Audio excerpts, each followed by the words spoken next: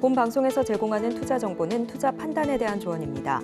방송에서 제공하는 주식의 가치, 가격 상승 및 하락에 대해서는 방송사에서 보장하지 않습니다.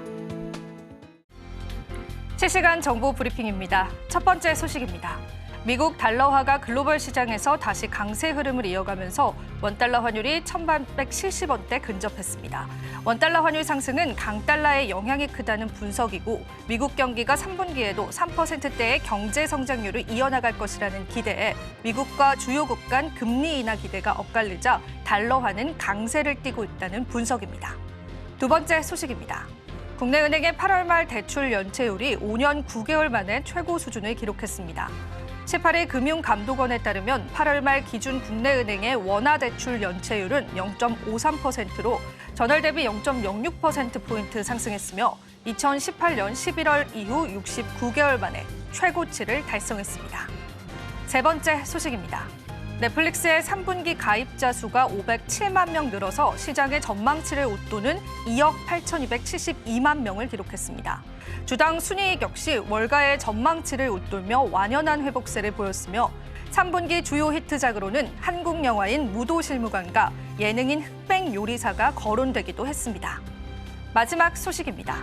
GS건설의 자회사 GI에너지 운영이 국내 사모펀드 운용사 제네시스 PE에 매각됩니다. GI에너지 운영은 GS건설의 100% 자회사로 발전과 환경 플랜트, 운영 유지 보수 업체입니다. 제네시스 PE는 GI에너지 운영을 글로벌 종합 O&M 업체로 키워나갈 계획입니다.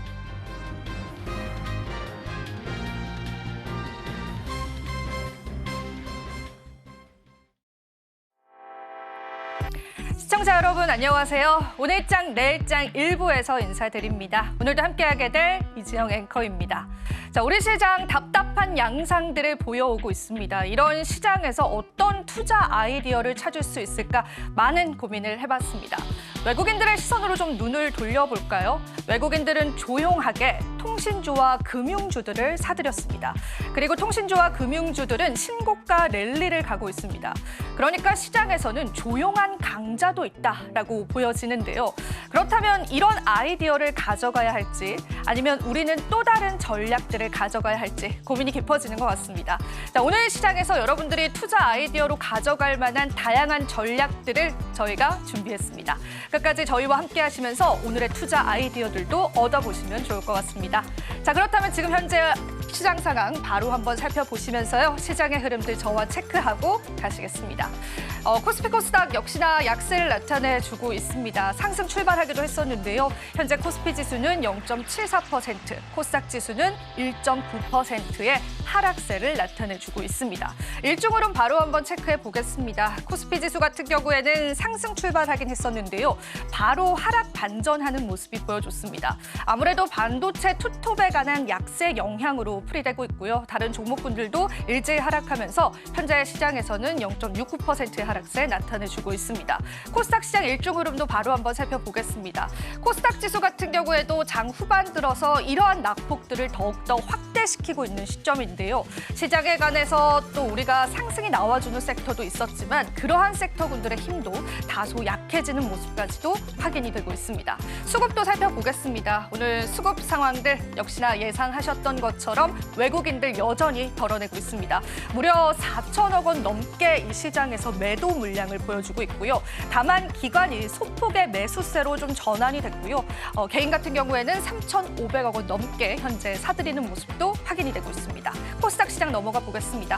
코스닥의 수급도 보실 텐데요. 기관과 외국인들 동반 매도하는 모습도 확인되고 있습니다. 외국인 768억 원 덜어내고 있고요. 다만 전일 대비해서는 그러한 매도 물량이 소폭은 줄었다라는 데서 위안을 삼아봐야 될까요? 계속되는 흐름들 살펴보셔야 될 것 같습니다. 기관은 1,800억 원 덜어냅니다. 자, 시가총액 상위 종목 살펴보셨습니다. 앞서 말씀드린 것처럼 저희가 삼성전자와 SK하이닉스에 관한 반도체주들의 부진을 이야기 안 할 수가 없습니다. 전일 뉴욕 증시에서 반도체주들은 상승했고요. TSMC도 10% 넘는 급등을 나타냈는데요. 삼성전자와 SK하이닉스는 오늘 하락세로 돌아섰습니다. 어제 장 막판 들어서 상승세로 전환됐다라는 부분들 저희가 또 언급을 해드렸었는데요. 그러한 상승폭들을 그대로 반납하면서 오늘 시장에서 SK하이닉스는 무려 4% 넘는 하락세를 보여주고 있습니다. LG에너지솔루션도 오늘 쉬어가는 흐름이고요. 삼성바이오로직스는 그래도 상승폭을 보여주면서 일부 제약바이오주들의 상승을 이끌고 있다라고 보시면 되겠습니다. 자, 현대차에 관한 이야기를 한번 해볼까요? 어제 시장에서 4% 넘게 빠졌었는데요. 그 이유들을 좀 찾아봤습니다. 현재 인도의 IPO를 추진 중인데 흥행이 부진했다라는 외신 속보가 흘러나왔습니다. 그런데 이 IPO 청약 마감 막판 들어서 기관들의 매수세가 포착이 되면서 2배 넘는 청약으로 마무리가 됐습니다. 즉 흥행에 성공했다라는 건데요. 외신 소식 전달돼 오면서 오늘 시장에서 상승불로 전환하는 모습까지도 확인이 되고 있습니다. 6위부터 10위도 바로 한번 살펴보시죠. 자, 오늘 6위부터 10위도 두 종목이 빨간불을 내고 있는데요. 앞서 말씀드렸던 기아차는 현대차와 그 양상을 같이 하고 있는 모습이고요. 또 외국인들의 지분율이 늘어가고 있는 KB금융도 오늘 시장에서는 0.96%의 상승률 보여주고 있습니다. 신한지주는 쉬어가는 흐름 확인해 볼 수 있습니다. 코스닥 시장 넘어가 보겠습니다. 자, 오늘 코스닥 시장에서 알테오젠에 관한 이야기들이 있었습니다.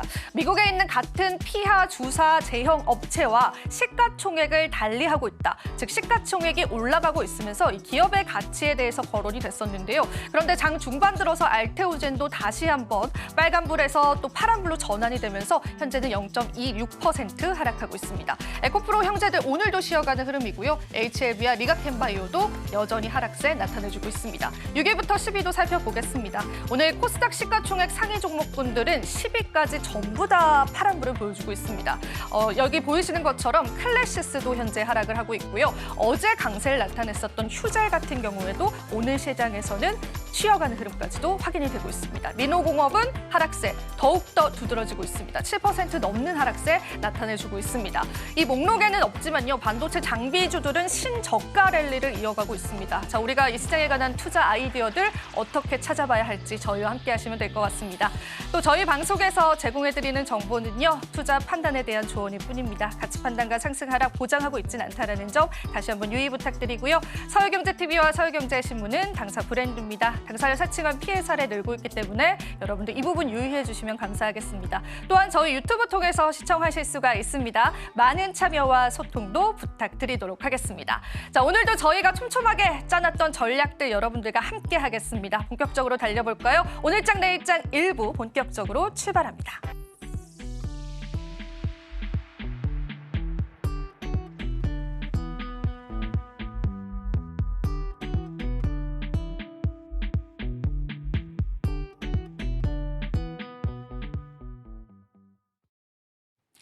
네, 오늘도 답답한 시장이 연출되고 있는 시점입니다. 오늘도 도움 말씀 주실 분 바로 소개해드릴게요. 글로벌 파트너스의 이성웅 이사님 함께해 주셨습니다. 이사님 반갑습니다. 네, 안녕하세요. 네, 이사님. 오늘도 또 저희와 함께 해주시기 위해서 이곳에 와주셨는데요. 네. 시장 진단을 먼저 받아보고요. 저희가 시장의 전략들 잡아보겠습니다.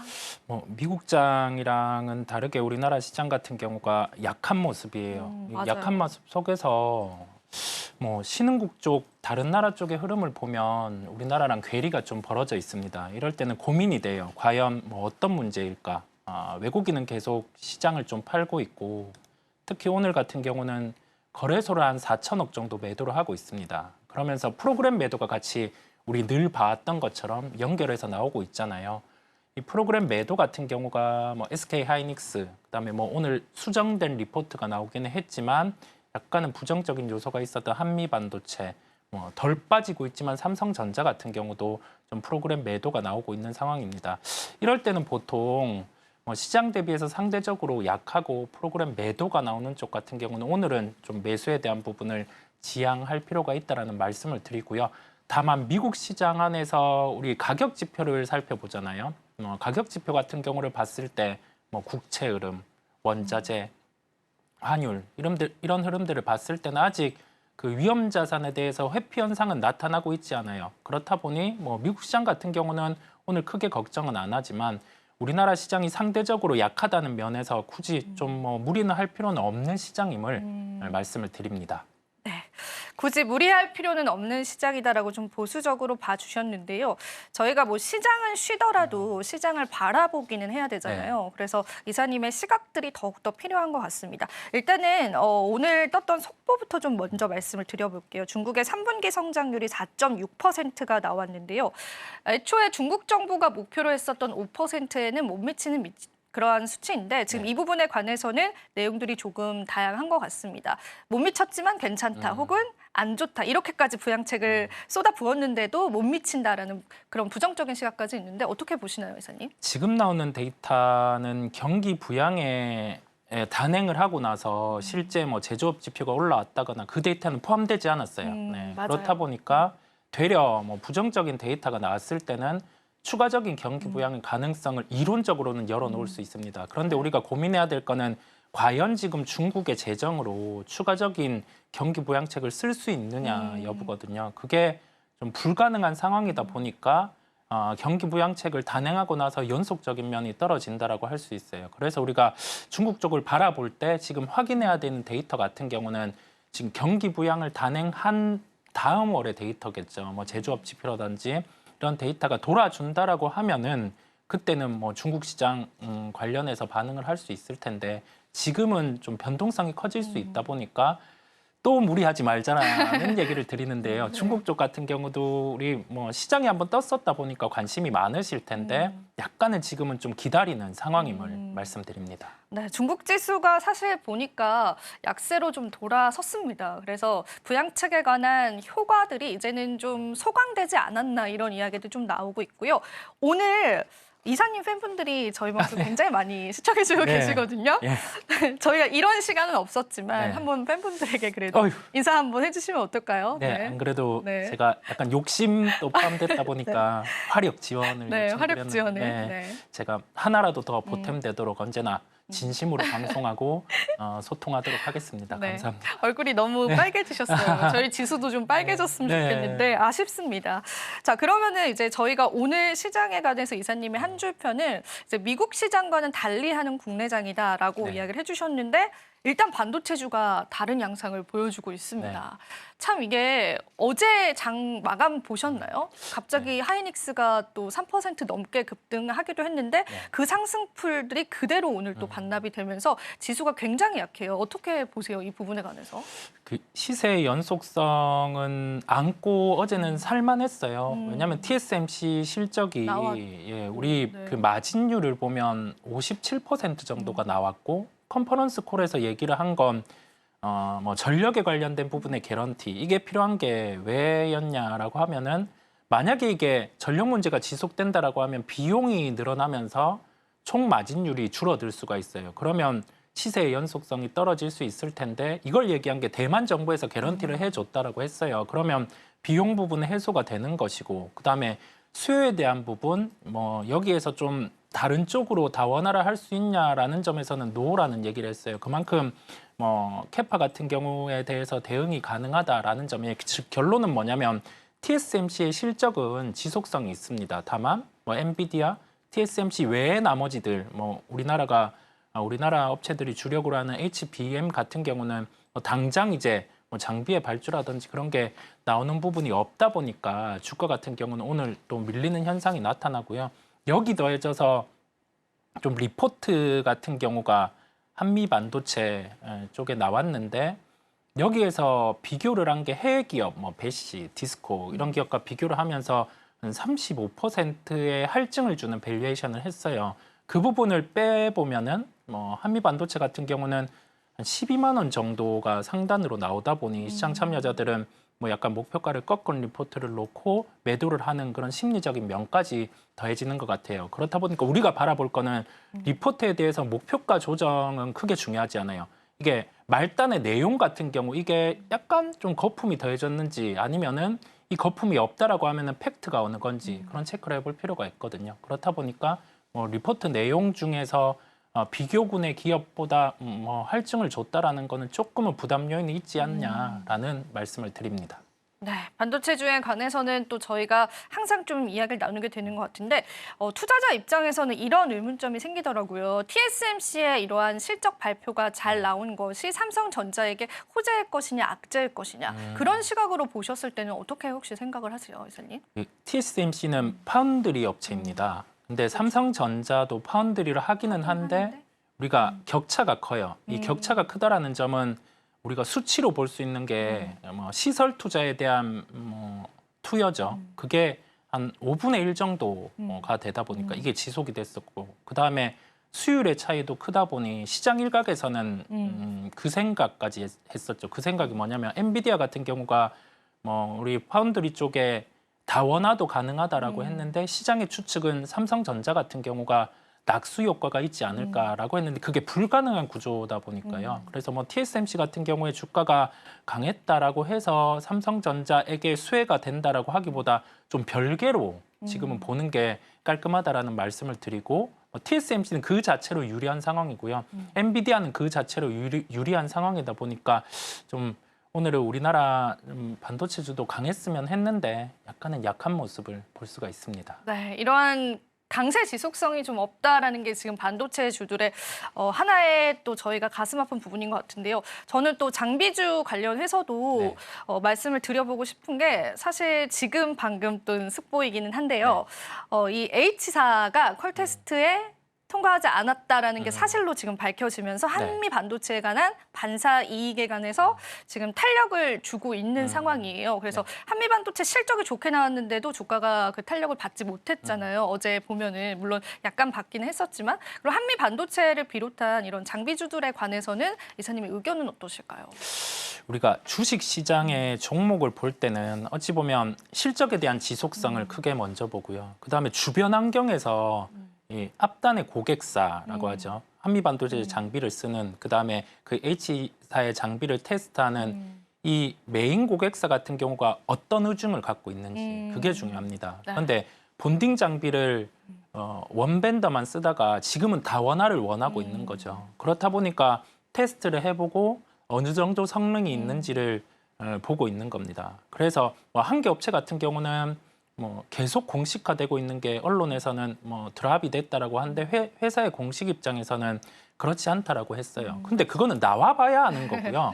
여기에서 우리가 좀 왈가왈부할 필요는 없고 그다음에 한미 반도체 같은 경우는 오늘 주가가 한 9% 정도 하락하고 있는 상황이에요. 이게 왜냐라고 하면은 고객사가 원하는 건 다원하다 보니까 그래서 뭐 주가적인 측면에서 봤을 때는 굳이 뭐 어떤 업체 같은 경우가 탈락했으니까 여기가 수혜고 지금 공격적으로 뭐 한미 반도체를 매수하기보단 오늘은 좀 지켜보시는 게 낫다라는 말씀을 드립니다. 네, 여전히 이제 보수적인 관점에서 저희가 계속 이야기를 나눠야 될 것 같습니다. 참 오늘 시장에서 반도체주 약세도 그렇고 전반적인 섹터 단의 약세들도 좀 두드러지고 있잖아요. 그러면 이사님께서 그래도 저희가 조금 눈여겨볼 만한 섹터, 그러니까 지금이 기회가 될 수 있는 섹터군들도 있을까요? 어찌 보면 산업재 쪽 같은 경우를 잘 볼 필요가 있을 것 같아요. 왜냐하면 그 이벤트란 게 있잖아요. 이 이벤트 같은 경우에서 과거에 좀 지속된 패턴들을 볼 필요가 있는데 이제 미국 대선이 있고 그 대선을 놓고는 새로운 정부가 들어서고 어떤 정부가 들어서든 좀 수혜를 볼 수 있는 업종을 찾아서 접근을 하면 때마침 주가가 빠져 있으면 더 좋겠죠. 네, 그런 부분을 찾아볼 필요가 있는데 그 새로운 정부가 들어섰을 때 매번 미국에서는 인프라 투자에 관한 예산을 책정을 해서 1년 초기에 가장 많이 쓰다 보니까 개인적으로는 산업재 같은 경우로 관심을 가지고 지금은 살펴보고 있습니다. 네.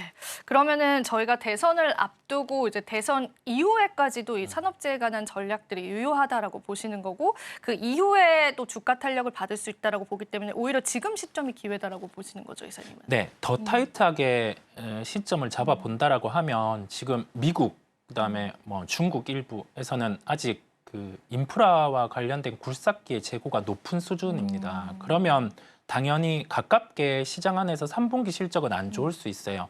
판매가 안 되고 바이어가 재고를 지고 있는 상황이다 보니까요.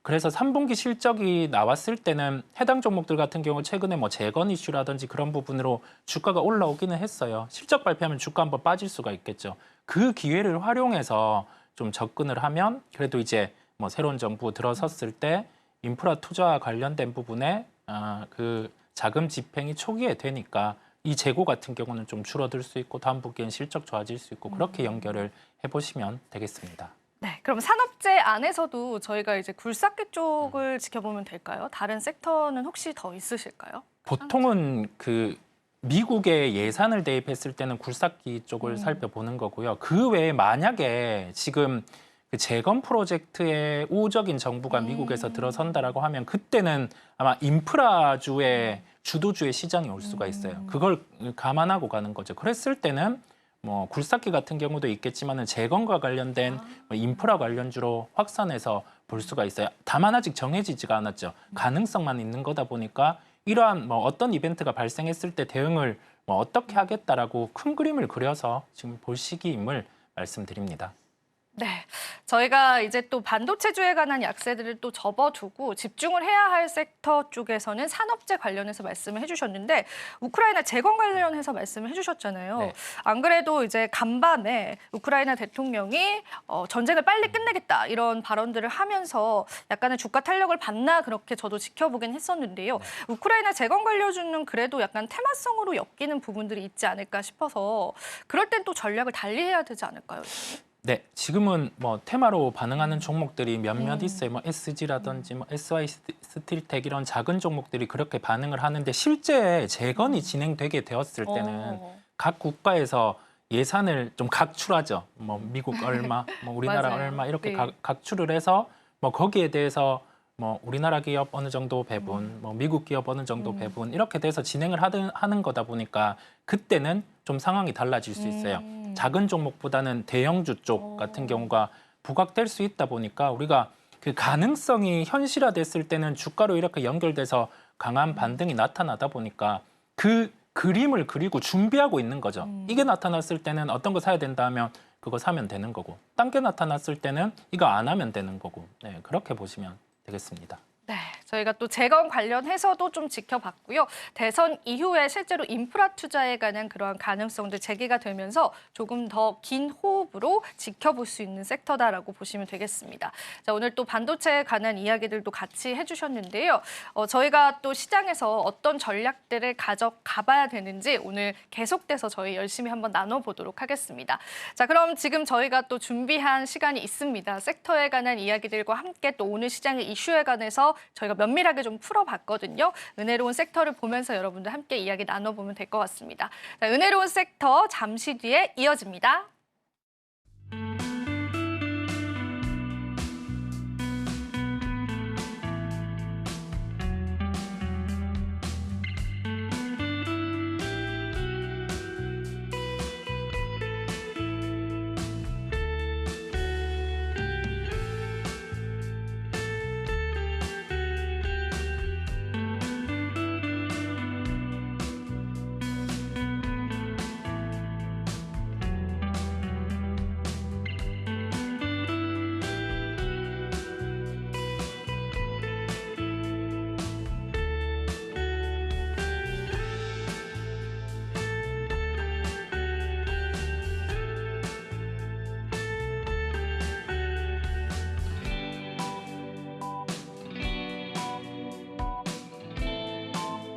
네, 은혜로운 섹터 장은희입니다. 넷플릭스가 호실적을 내놨죠. 그래서 시간 외에서 5% 가깝게 급등세를 보여줬고요. 2022년 5월 주가와 비교했을 때 벌써 4배 이상 폭증한 것을 알아갈 수가 있었습니다. 자, 일단 어떤 이야기였는지 자세하게 살펴보도록 하겠습니다. 넷플릭스 3분기 성적표, 전년 동기 대비해서 매출은 15% 증가했고요. 영업이익률도 7.2% 상승한 것을 알아갈 수 있습니다. 당연히 호실적의 배경은 가입자 수 증가에 있겠죠. 자, 그러면 가입자 수 살펴볼 텐데 507만 명이나 증가했더라고요. 시장 예상은 452만 2만 명이었거든요. 이 역시도 컨센서스를 크게 웃돈 것을 알아갈 수가 있습니다. 자, 그러면 가입자 수가 왜 늘었는지도 살펴봐야 할 텐데 먼저 첫 번째 이유는 비밀번호 공유 단속입니다. 사실 시장에서는 이 단속이 오히려 신규 가입자 수를 줄어들게 할 것이다라는 우려의 목소리가 지난 2분기부터 흘러나왔습니다. 그런데 이것을 시원하게 깨고 2분기에 이어서 3분기까지도 호실적을 발표를 했죠. 그럼에도 불구하고 분석가들은 여전히 회의적인 시선을 던지고 있습니다. 이 단속으로 인해서 증가되는 신규 가입자 수는 사실상 제한적일 것이다라고 이야기했다는 거 참고해 주시면 좋겠습니다. 자, 그리고 두 번째 이유는 바로 광고 요금제입니다. 중간중간에 광고가 껴 있습니다. 대신에 비용이 정말 저렴하더라고요. 국내 기준 살펴봤더니 일반 요금제가 13,500원부터 시작을 하거든요. 그런데 광고 요금제는 5,500원밖에 안 합니다. 3분의 1밖에 안 하죠. 정말 매력적입니다. 그런데 저만 느끼는 게 아닌 것 같습니다. 실제로 광고 요금제를 도입한 국가 기준으로 살펴봤더니 3분기 전체 가입자 수의 절반 이상이 다 이 광고 요금제를 선택한 것을 알아갈 수가 있었고, 그리고 전체 광고 요금제를 사용하는 숫자 살펴봤더니 전분기 대비해서 무려 35% 폭증한 것을 알아갈 수 있습니다. 그리고 이 상승세로 인해서 우리가 호실적을 가장 크게 기록한 것이다, 그 배경이다라고 회사는 이야기하고 있었습니다. 그러면 4분기에 좋을지도 알아봐야겠죠. 일단 오징어 게임, 그러니까 전 세계에서 가장 많이 시청된 작품 중 하나인 이 오징어 게임 시즌2가 방영이 될 예정이고, 뿐만이 아니라 계속해서 새로운 콘텐츠를 잘 모색을 하고 있는 상황이더라고요. 다음 달부터 시작해서 스포츠 경기를 생중계할 것이다라고 이야기했는데, 즉 광고주들에게 판매할 수 있는 콘텐츠 자체가 늘어나는 것이다 생각을 해주시면 됩니다. 그리고 또 시장에서는 내년 중으로 요금제를 조금 안타깝지만 12%가량 올릴 수 있을 것이다라고 내다보고 있었습니다. 오늘 관련 종목들 중에서는 이 뉴라는 종목이 장중한 때 18% 이상 고공행진을 하기도 했습니다.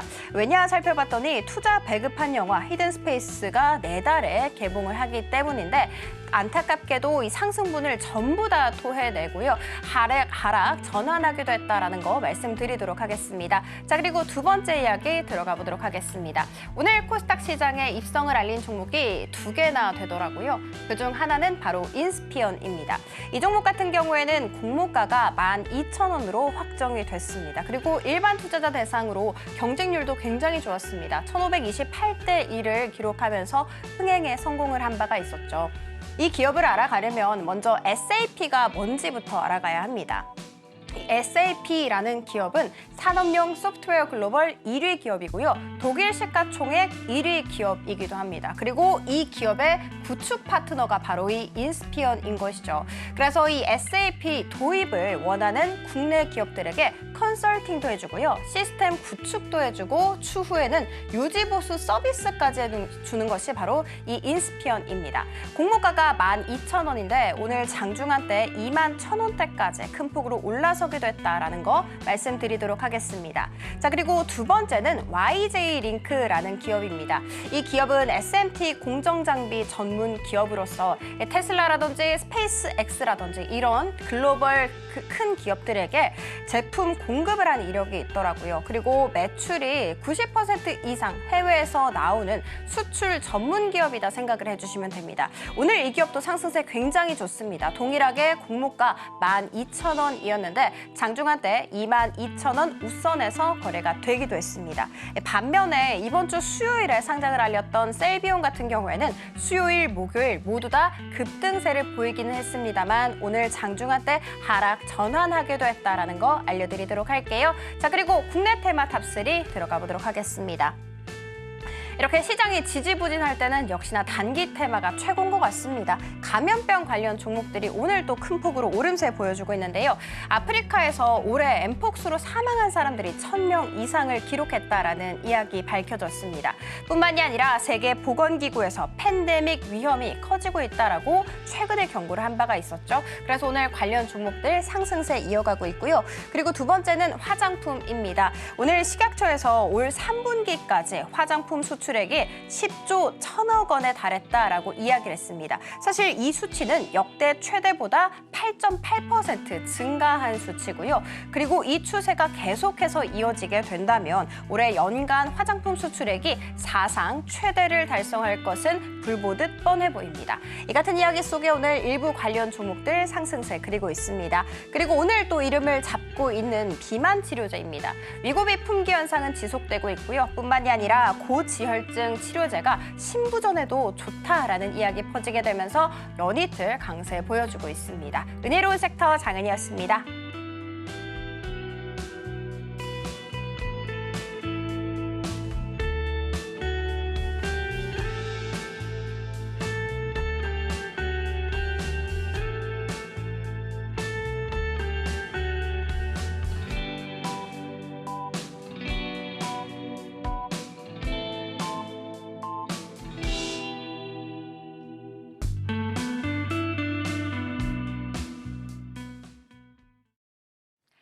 네, 은혜로운 섹터까지 보고 오셨습니다. 오늘 시장에는 다양한 이슈가 그래도 존재하긴 합니다. 그중에 좀 눈에 띄는 부분들은 오랜만에 또 OTT 관련 기업들의 상승을 이끌어주고 있는 넷플릭스의 실적인 것 같습니다. 이사님 넷플릭스 당연히 보시겠죠? 네. 네. 어떤 작품 가장 좋아하셨어요? 저는 흑백 요리사? 그 드라마, 영화를 다 봤어요. 한국 영화만. 아, 네. 한국 영화만 보세요? 외국 영화는 네. 좀 어려워서요. 네, 어려워서. 네, 한국 영화 다 봤어요. 네. 네, 신규 가입자 수가 510만 명이나 증가를 했대요. 당초 예상치가 450만 명이었는데 네. 그보다 좀 상회한 수치였습니다. 네. 이 일 잘하고 있습니다. 이러한 또 넷플릭스가 올려주는 우리 콘텐츠 관련주들, 미디어 영상 관련주들의 상승세가 어디까지 지속이 될 수 있을지, 어디까지 확산이 될 수 있을지 좀 진단 들어볼까요, 이사님?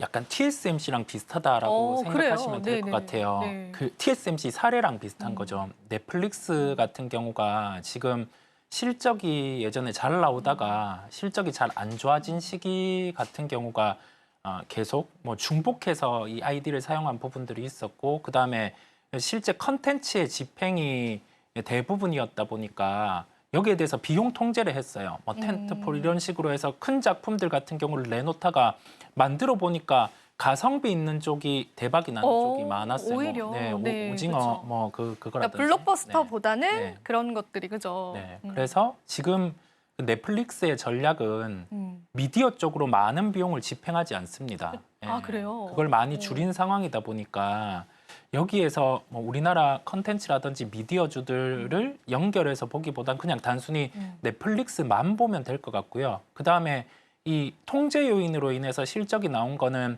보통 한 뭐 두세 개 분기는 지속돼야지 본 실적이라고 할 수가 있어요. 그렇다 보니까 지금 뭐 넷플릭스 실적으로 물론 주가는 오르겠지만은 뭐 이게 주도주 형태로 강하게 오르기 위해서는 한 2, 3분기 정도의 실적은 살펴봐야 되는 상황입니다. 아, 그러면 또 장기적인 관점에서는 긍정적으로 보시진 않는 것 같고, 사실 이제 뉴욕장 끝나고 실적이 발표됐는데 시간의 거래에서 크게 상승이 나오지는 네네. 않고 한 3%대의 상승이 나와줬거든요. 네.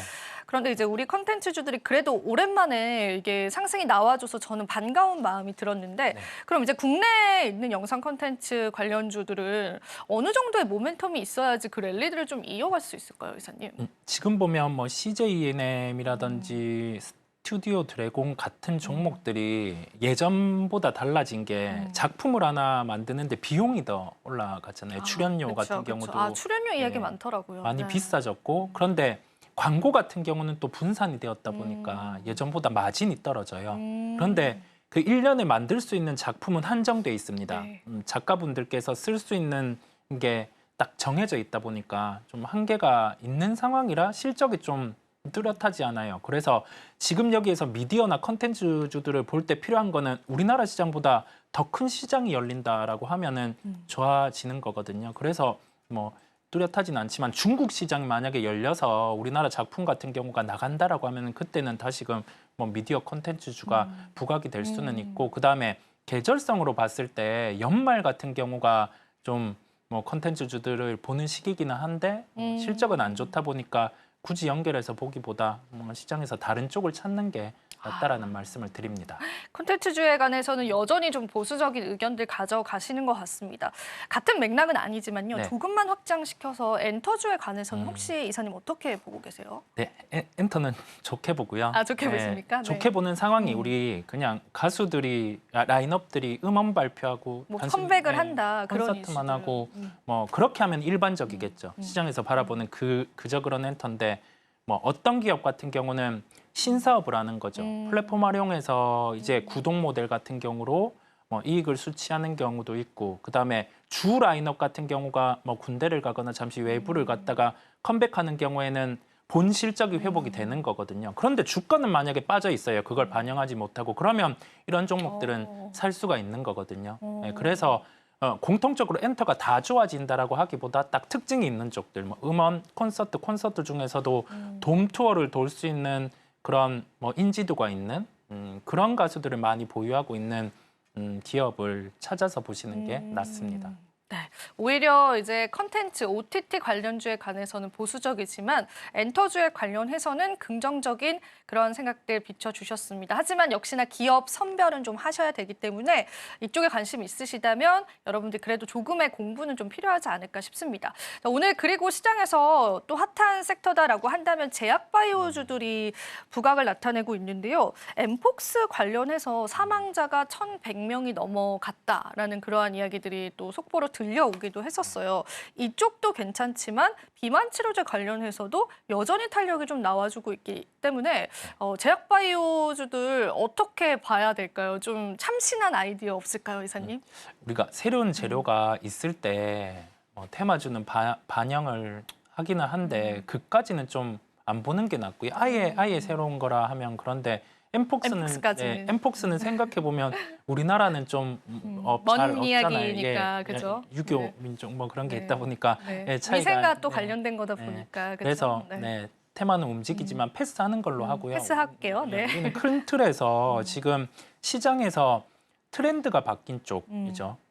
대세를 이끄는 쪽, 뭐 로열티 계약을 한 기업들, 뭐 알테오젠이라든지 주가는 떠 있어요. 그 다음에 비만 치료제 같은 경우는 게임 체인저가 될 수 있는 쪽을 생각을 해봅니다. 그게 경구용이에요. 그래서 경구용과 관련돼서 처음에는 뭐 동물 임상하고 그리고 나서 일상 이상 이렇게 진행을 할 텐데 결과가 아직 나오지 않아도 돼요. 데이터로만 어느 정도 좀 경쟁력이 있는 기업들 같은 경우는 지금 주가가 이미 다르거든요. 그래서 우리가 제약바이오를 볼 때 트렌드를 끌어가는 기업, 그다음에 여기에서 좀 게임 체인저 역할을 할 수 있는 뭐 물질을 보유하고 있다거나 그런 기업들을 찾아서 보면 될 것 같아요. 근데 저희가 이것들을 찾아내고 발굴을 해내는 게 사실은 어려워서 이사님이 필요한 거잖아요. 그래서 어떤 물질들이고 또 그게 주가에 언제쯤 탄력을 줄 수 있을지 자세히 좀 들어볼 수 있을까요, 이사님? 이게 그 GLP-1 기전이라는 얘기를 많이 하잖아요. 이게 뭔가 도대체라고 하는데 그런 생각했어요, 저도. 펩타이드 물질 쉽게 할게요. 체내로 들어와서 우리 살을 빼주려고 하면은 밖으로 나가면 안 되잖아요. 배출이 잘 안 돼야 되는데 그런 역할을 해주는 물질들이 있어요. 좀 잘 배출이 안 되게 해주는. 그래서 뭐 펩트론 같은 경우에 종목들이 또 주가가 이렇게 강한 거고, 그 다음에 흡수가 또 잘 되면 더 좋잖아요. 몸에 이렇게 주사 맞는 것보다는 먹는 게 더 좋다 보니까 뭐 그에 대한 데이터, 경쟁 기업 비교해서 데이터를 갖고 있는 뭐 D&D 파마텍 이런 기업들 같은 경우를 보시면 될 것 같아요. 주가는 이만큼 지금 떠 있어요. 그런데 그런 종목들이 뭐 조정이 나올 때 살펴보시면 되고, 이 제약바이오에서 보는 아이디어를 다른 업종으로 연결을 하셔도 돼요. 뭐 게임 체인저가 될 수 있는 특징을 갖고 있는 쪽은 뭐 주가 같은 경우는 상대적으로 덜 빠지고 오름폭은 크다 보니까 그렇게 한번 보시면 되겠습니다. 네, 게임 체인저의 역할을 할 수 있는 몇 가지 기업들을 오늘 짚어주셨습니다. 우리 또 투자자분들께서 귀 기울여서 들으셨다면 한 번쯤 관심 가져볼 만한 내용일 것 같고요. 그러면 제약바이오주들에 관한 기회는 큰 관점에서 봤을 때는 여전히 열려 있다라고 보시는 거네요. 네, 여전히 열려 있는 상황인데 주가들이 좀 이제 선행해서 반영이 되었다 보면 됐잖아요. 그게 조금 저는 좀 무서운 부분이더라고요. 네, 그래서 변동성은 커질 수 있어요. 그러면 우리가 뭐 고점 대비해서 주가가 20% 하락했다라고 해요. 그랬을 때 이거를 사느냐 그냥 패스하느냐 그 차이인데 제약바이오 같은 경우는 그 정도 조정이 나오면 뭐 충분히 사볼 수 있다라는 생각이 듭니다.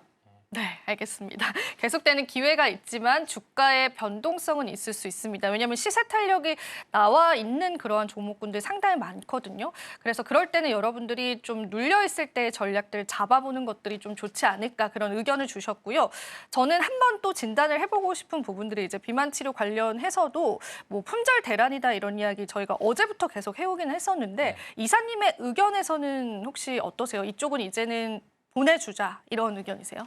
뭐 위고비가 출시가 되었고 뭐 그와 관련해서 유통을 하는 인기가 많잖아요. 네. 블루엠텍 이런 기업들의 주가가 강하기는 했는데 이제는 그냥 뭐 관련된 종목들은 놓아주는 거고요. 그리고 나서 그 비만 치료제라는 큰 틀을 보시면 될 것 같아요. 뭐 해외 주식 매매하시는 분들은 뭐 일라이릴리 같은 경우를 뭐 충분히 볼 수 있고 뭐 다른 경구용 기업들을 찾아서 보거나 우리나라 안에서는 핵심은 물질과 경구용 이런 기업을 찾아서 계속 모니터링 해 보시면 될 것 같아요. 종목을 여기에서 뭐 위고비 관련주를 본다 그거는 이제는 아니라는 말씀을 드립니다.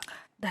이제는 저희가 또 비만 치료제 관련해서는 좀 보내줘야 될 것 같고요. 한 가지만 또 제가 질문을 드려도 될까요? 최근에 이제 비만 치료제 이제 위고비가 흥행이 됐고 그 다음 타자들이 거론이 되면서 주가 기대감을 주고 있단 말이에요. 예를 들면 뭐 한국산의 그런 비만 치료제가 나올 수 있다. 이런 뭐 임상이 진행 중이다. 이런 쪽으로까지 살짝 확장되는 그런 분위기인데 그런 종목군들은 안 보는 게 좋을까요? 뭐 충분히 볼 수 있습니다. 볼 수 있는데 다만 우리가 언제 주가가 하락할 수 있냐는 점을 생각해 보는 거예요. 지금 가격이 만약에 100만 원 정도라고 하면 각 기업들이 뭐 시장 점유율 높이기 위해서 가격을 낮추는 경우가 있을 거예요. 뭐 70만 원 이런 형태로 한 30%를 낮추는 그 시기가 됐을 때는 지금 반응하는 종목들 같은 경우에 주가가 빠질 거예요. 왜냐하면 실적이 그만큼 낮아지다 보니까요. 그래서 가격 인하를 하는 시점에는 우리는 좀 관련된 종목들은 이제는 배제한다라는 말씀을 드릴 수가 있고 지금은 뭐 충분히 봐도 되는 시기임을 말씀드립니다.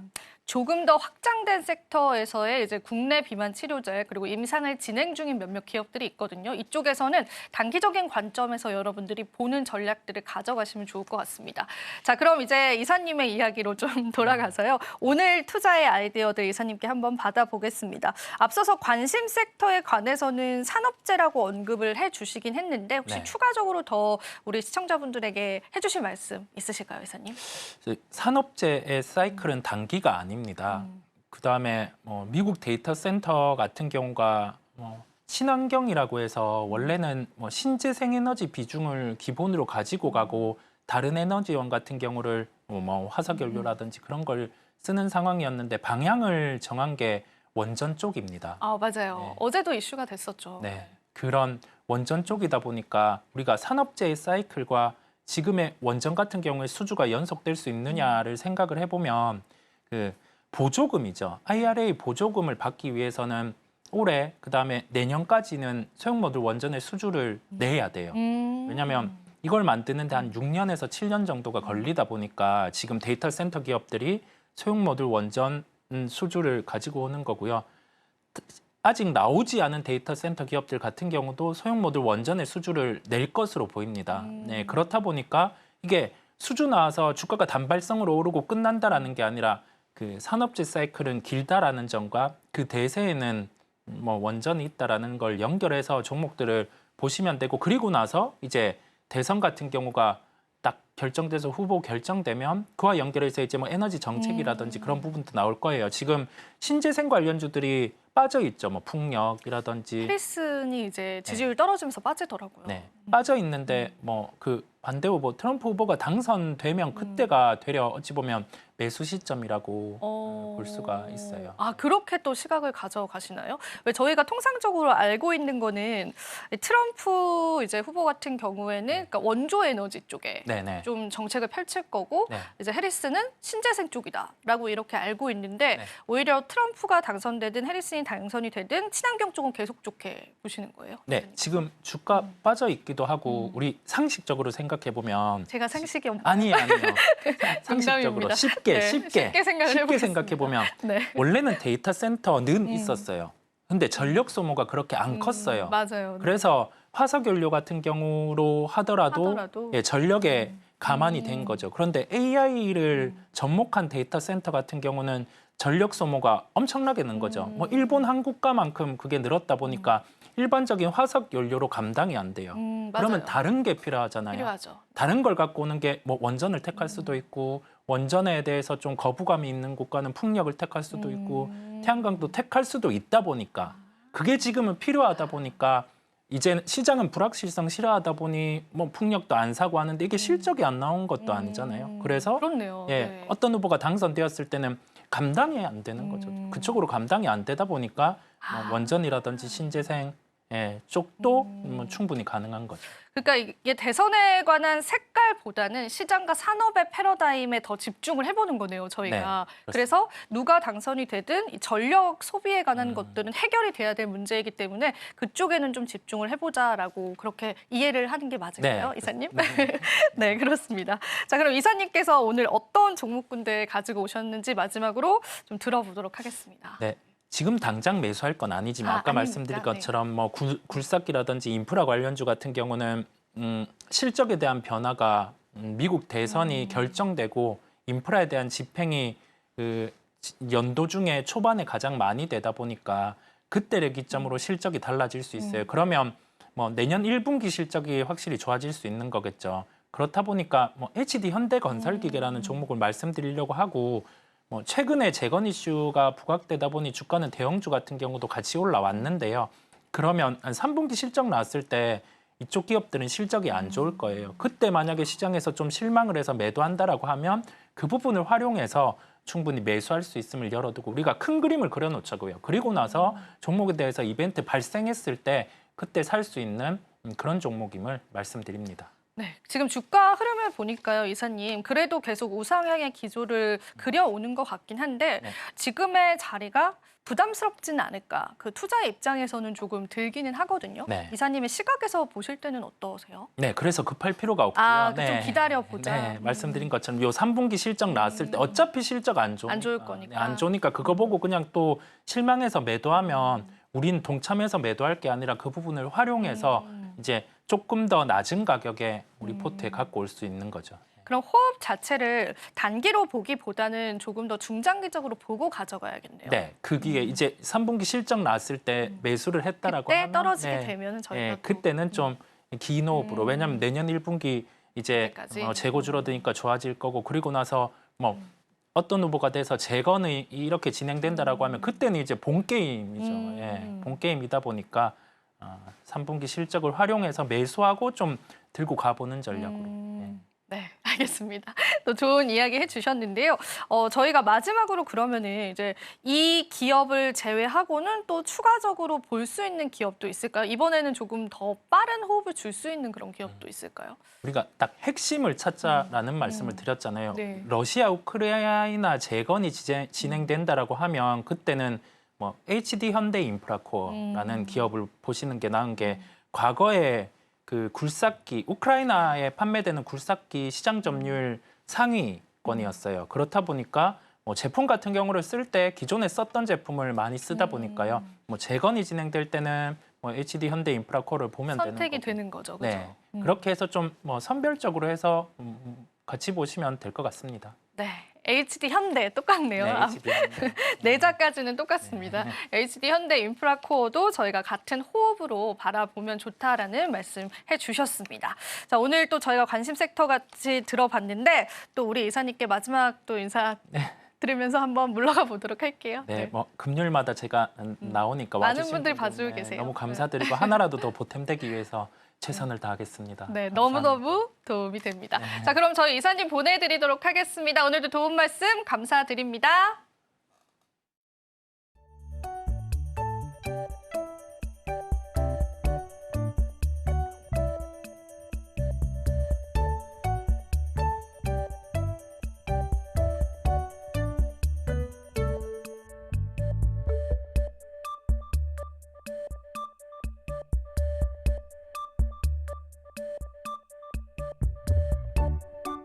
마지막으로 본 방송에서 제공해드리는 정보는 투자 판단에 대한 조언일 뿐입니다. 가치 판단과 상승 하락 보장하고 있진 않다는 점 다시 한번 유의 부탁드리고요. 저희는 잠시 뒤 2부에서 오후장 전략 이어가겠습니다. 시청해주신 여러분 고맙습니다.